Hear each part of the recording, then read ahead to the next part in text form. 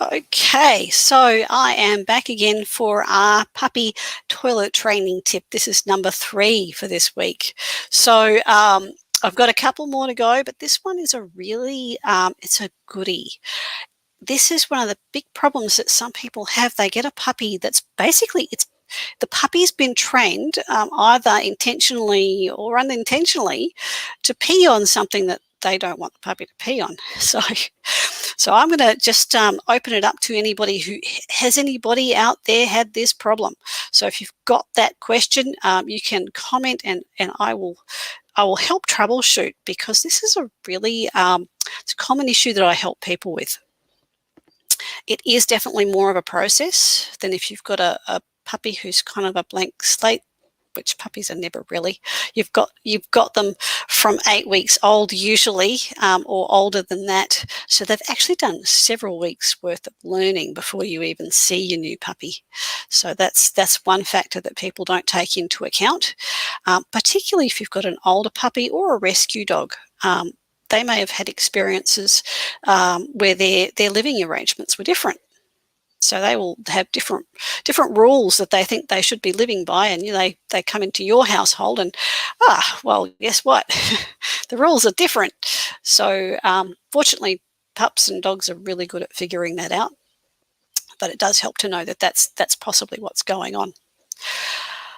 All right, so tip number 3. Use your puppy's preferences to your advantage. So if you've got a pup who is consistently going to a particular doormat, or any doormat for that matter, and that's what they're using for their toilet, that's great. You're probably not thinking it's that great, particularly if it's one of those fancy carpety doormats that's not very easy to clean. But the good news is you can go to a carpet store, grab some offcuts if it's carpet, or go to Bunnings and get a cheapie, whatever is similar to the one that's being targeted. What you're going to have to do is get by without your rug or whatever it is for a little while, pick them up, and substitute the one that you actually are wanting your puppy to pee on instead. You're going to put it in exactly the same spot. Now, if you have a carpeted house or rooms that are carpeted, and you're not going to be able to move that carpet, so go back to tip number 1, which is keep the puppy off of there so that they can't actually get there to pee. I mean, have them out there when you're playing with them and stuff, but you're very quickly off that area when you're not directly supervising. So for that situation, do go to the carpet store, buy carpet samples that are similar to your regular room carpet. Get a couple of them. And you're going to put those down and use that preference, because puppies that will just pee anywhere that's carpet, that's a preference. They're targeting carpet. They want to pee on carpet. So supply that and say, okay, pee on this. You'll not need to use this piece of carpet for very long. And you can just take it outside and hose it in between if you need to. So that's why I say get a couple. One of them's going to be out in the carpet or wherever drying, while the other one's down. Okay, so this is your toilet spot. This is where you want your puppy to go. Now, there are other surface preferences that puppies can have. Some of them will go on smooth floor. So if you've got like a lino or something like that, same deal. Get a sample. Grass, like they won't go anywhere else except grass, or usually that's not a problem for people. But if you have got fake grass and you don't want the puppy going on the fake grass, that can be a problem for you. So there's all these surfaces. Pavers. Some puppies have been taught to go on pavers, and you might not want that.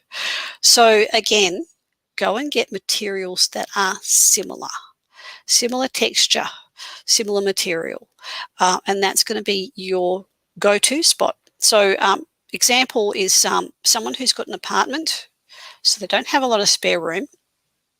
They want the puppy to go on the fake grass dog loo, but the puppy's like, no, I'm not going on that. That's not what I pee on. I always pee on carpet. So you go down to the shops, you buy the carpet squares. What you're going to do, this is the process. And you know, if you've got any of these issues, do comment in, because there's so many variations here.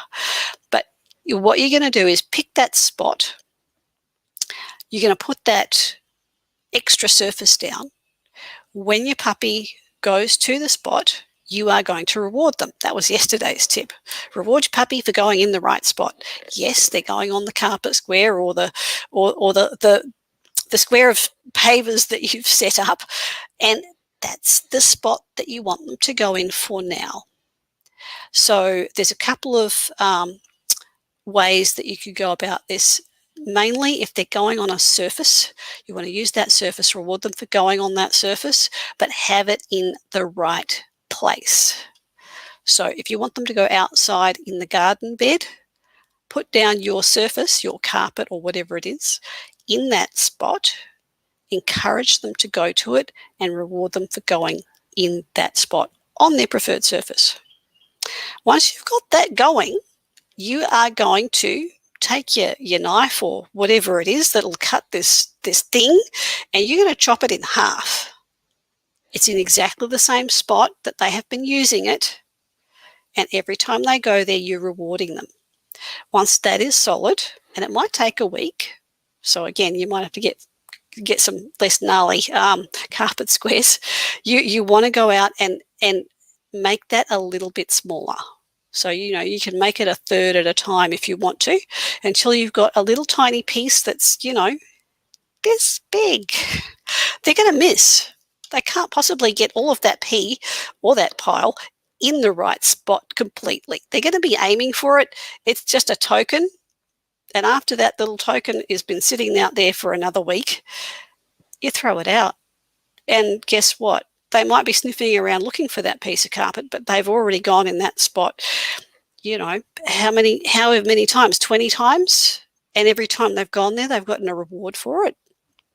So that is your tip number 3, is use your puppy's surface preferences to your advantage. Get them going on that surface that they like. Just choose a more disposable, cleanable version. And then once they have started going on that target, start fading it out. You're going to make it gradually smaller and smaller until they're going on the surface you want them to. Okay, so I will see you guys again tomorrow. We're going to have another toilet training tip, and I should be back around 12:30. So I will try and pop up a notification when I'm about to head on, and I will see you on then. If you've got any questions in the meantime, you can get in touch with me through Dog Training Help, and you can either send me a text or an email. Either way, I'll see you soon.